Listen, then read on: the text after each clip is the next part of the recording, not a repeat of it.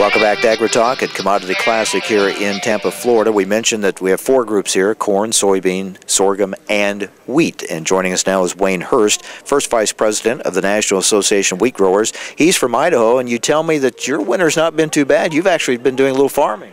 Yeah, that's true. Before I came, I was doing some tillage work. Frankly, I think we've enjoyed in the Pacific Northwest the La Nina weather pattern. It's been a little, well, it started out wet, but it's been fairly mild, frankly, in southern Idaho. Always amazed at the extremes in our weather, and you don't have to go too far sometimes to really see the opposite of what you're having at home.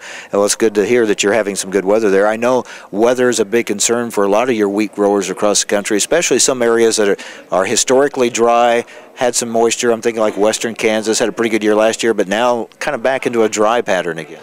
That's right. You know, and I was commenting to some of my friends from that part of the country recently about how nice it is to have high wheat prices, and they said, well, you know, it's good to have high prices if you have something to sell, and they're genuinely concerned about not having something to sell, which is a challenge for them and could make for a very volatile wheat market as well. That's true. That's true, and hopefully we'll all be able to participate in these higher prices and be able to lock something in and participate well. We've been talking a lot about the safety net the last few days of our current farm bill and in the future farm bill, and that's been on the minds of lots of producers in the area right now.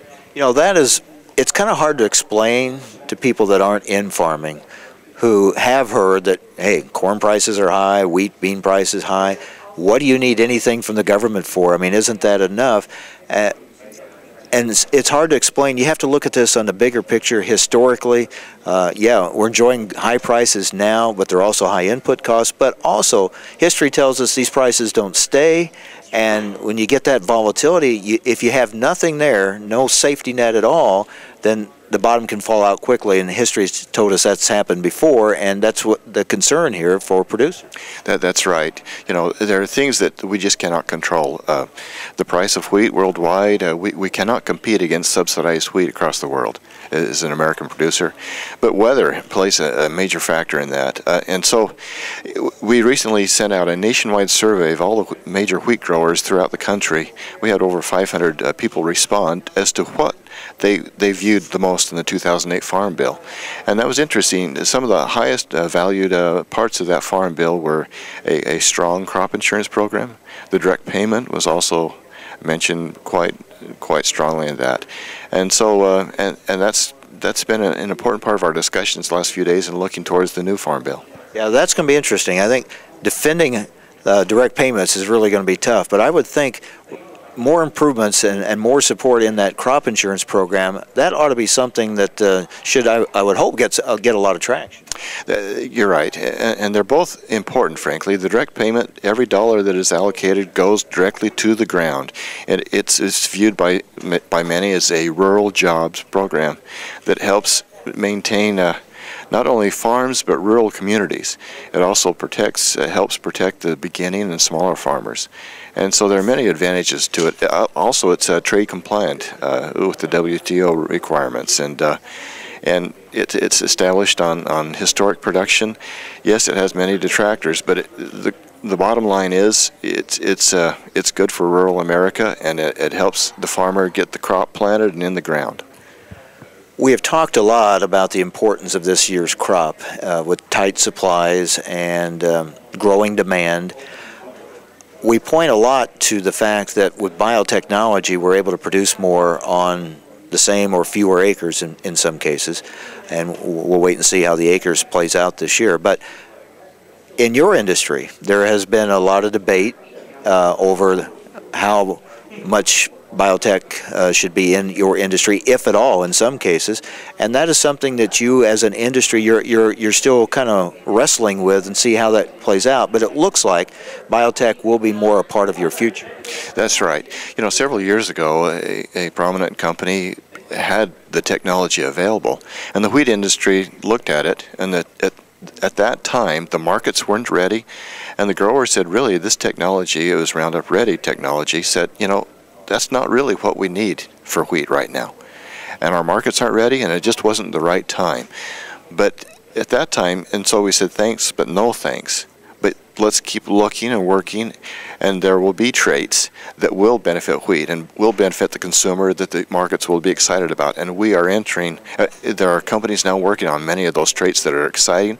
But also, honestly, in visiting with some of the other companies, the tech provider companies, not just biotech, but there are other conventional things that they're doing with conventional wheat that are going to really expand the production capability of wheat and the benefits to consumers and to markets. So it's exciting time. There are lots of private dollars going into genetics, into research of wheat that's going to benefit the entire industry and, frankly, the citizens of the country and the world.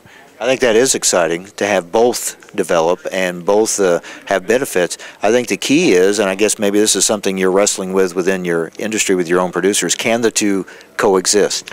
I believe so. Currently, I mean, you think about it right now, there are 6 classes of wheat that are targeted for different applications throughout the food chain.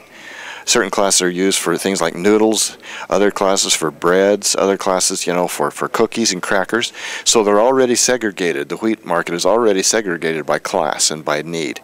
And so biotechnology can play a role and can fit into that segregation and fill those certain niche needs, along with conventional wheat. And what we've seen, like with corn, for example, sure, there's a lot of biotech in corn production, but there is also developed a good market for non-biotech corn too, and some producers are taking advantage of that. That's right, and there will be those opportunities, and I think there's a lot of excitement there moving forward.